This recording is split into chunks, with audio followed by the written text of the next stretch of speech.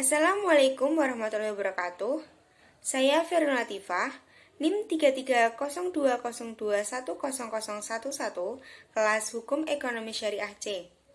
Di sini saya akan memenuhi tugas mata kuliah kewarganegaraan yang diampu oleh Bapak Sifaul Amin, Sarjana Hukum, Magister Hukum, Sertifis Mediator. Di sini saya akan membahas dan menanggapi tentang disahkannya RUU Tindak Pidana Kekerasan Seksual menjadi Undang-Undang Tindak Pidana Kekerasan Seksual. UU TPKS sendiri adalah undang-undang yang mengatur tindak pidana kekerasan seksual. Mengapa saya membahas ini? Karena di Indonesia sendiri kasus kekerasan seksual semakin marak dan semakin memprihatinkan. Mayoritas kekerasan seksual dialami oleh perempuan dan anak-anak.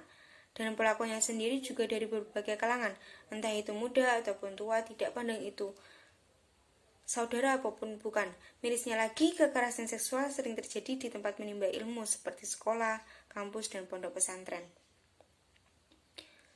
Asisten Deputi Pemenuhan Hak Perlindungan dan Pemberdayaan Perempuan, Kementerian Koordinator Bidang Pembangunan Manusia dan Kebudayaan, Kemenko PMK, Rosdiana Iskandar menyatakan bahwa permasalahan kekerasan seksual itu merupakan momok dalam pembangunan manusia dan Indonesia. Beliau menjelaskan berdasarkan data Survei Nasional Pengalaman Hidup Perempuan Nasional SNPHPN tahun 2021, sebanyak 26% atau 1 dari 4 perempuan usia 15 hingga 64 tahun mengalami kekerasan fisik atau seksual oleh pasangan sendiri atau selain pasangan. Selain itu, juga 34 atau 3 dari 10 anak laki-laki dan 41,05% atau 4 dari 10 anak perempuan usia 13-17 tahun pernah mengalami satu jenis atau lebih kekerasan selama hidupnya. Beliau juga menjelaskan terkait tingginya angka kekerasan seksual di Indonesia. Kasus kekerasan seksual menunjukkan tren meningkat dan meningkat signifikan di masa pandemi COVID-19, terutama pada perempuan dan anak. Ketiga, RUU TPKS memberikan perlindungan bagi korban, keluarga korban, dan saksi. Selain itu, pelaku kekerasan seksual juga diberikan rehabilitasi agar tindakan kekerasan tersebut tidak terjadi kembali. Beliau juga mengatakan negara wajib untuk melindungi warga negaranya sendiri dari kekerasan seksual. Beliau menerangkan saat ini pemerintah juga telah membuat rancangan undang-undang tindak pidana kekerasan seksual atau RUU TPKS untuk memperkuat pencegahan dan penanganan kekerasan seksual di Indonesia sendiri. Berdasarkan urgensi tersebut, Rosdiana menyatakan pemerintah akan memperjuangkan agar usulan RUU tersebut masuk ke dalam program legislasi nasional Prolegnas Prioritas tahun 2022. Beliau juga berharap para anggota legislatif di DPR RI berkomitmen untuk mendukung dan menegaskan RUU TPKS ini.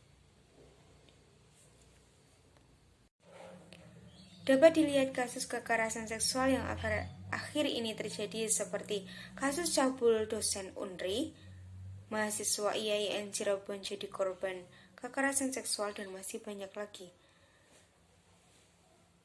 Dan banyak kasus yang sering kita lihat di media sosial yang terjadi.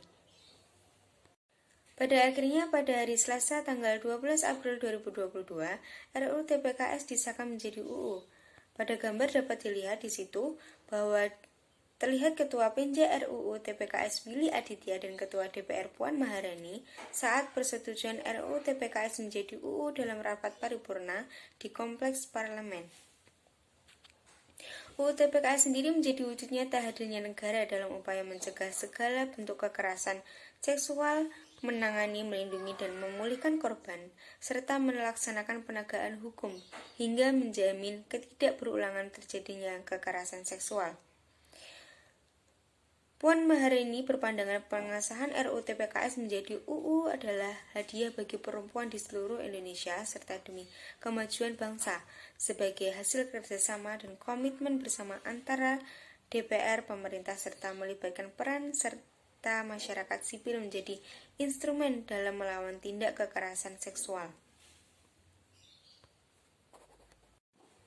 Menurut pendapat Menteri Pemberdayaan Perempuan dan Perlindungan Anak, I Gusti Ayu Bintang Darmawanti, menilai kekerasan seksual adalah bentuk pelanggaran hak asasi manusia.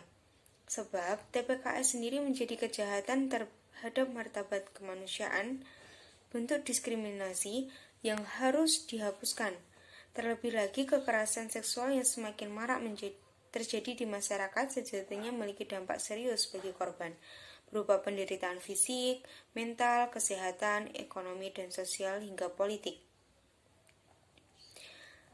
Menurut beliau, dampak kekerasan seksual dapat mempengaruhi hidup korban dan masa depan korban, seperti berupa penderitaan berlapis yang dialami korban dari kelompok masyarakat yang marginal secara ekonomi, sosial, dan politik, atau mereka yang memiliki kebutuhan khusus seperti anak dan penyandang disabilitas.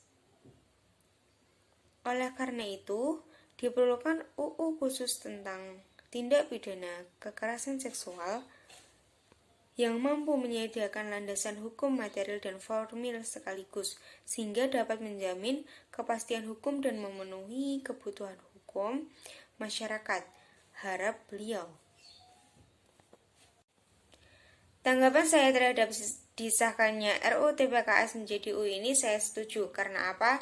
Saya sebagai manusia dan perempuan, saya merasa butuh perlindungan lebih karena kekerasan seksual di Indonesia ini semakin marak dan semakin banyak. Dan pelaku pun tidak memandang siapapun korbannya. Setelah saya membaca poin-poin penting pada UU ini bisa dikatakan menjadi hadiah bagi perempuan di Indonesia. Karena apa? Di sini kami sebagai perempuan di Indonesia diberikan perlindungan lebih dengan adanya UU ini di saat kita menjadi korban kekerasan seksual.